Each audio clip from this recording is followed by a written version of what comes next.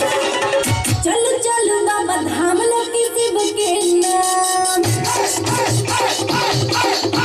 चलो चलो बाबा धाम लोकी शिव के नाम। चलो चलो बाबा धाम लोकी शिव के नाम। पर तोर छई बाबा नगारिया।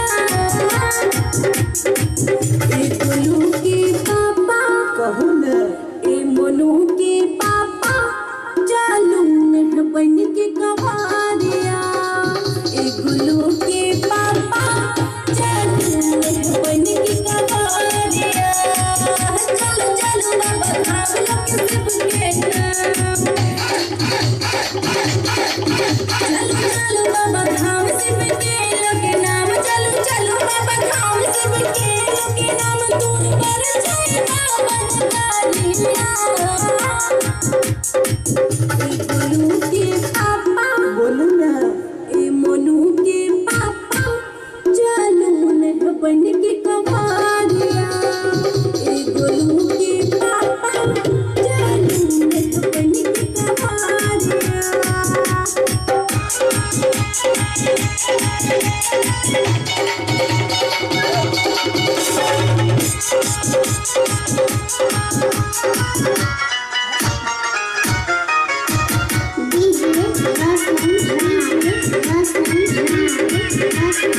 ये बात नीचे हम बात सजना।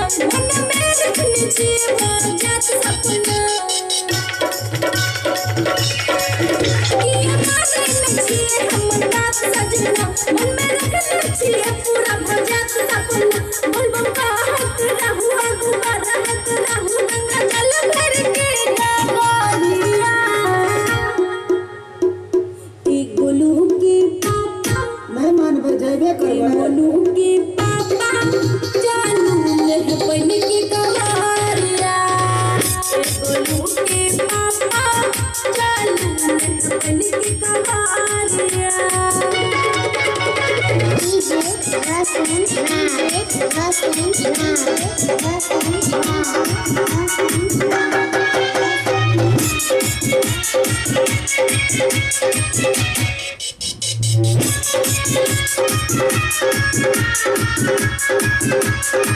मेरे पापा की नगरी है सबसे न्यारी।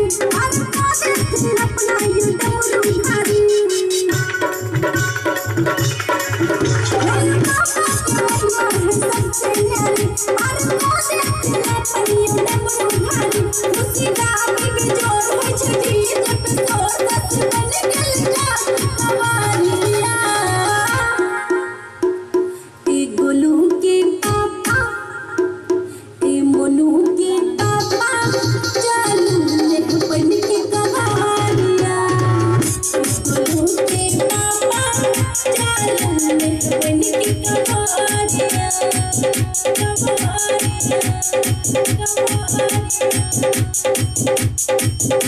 कवारिया।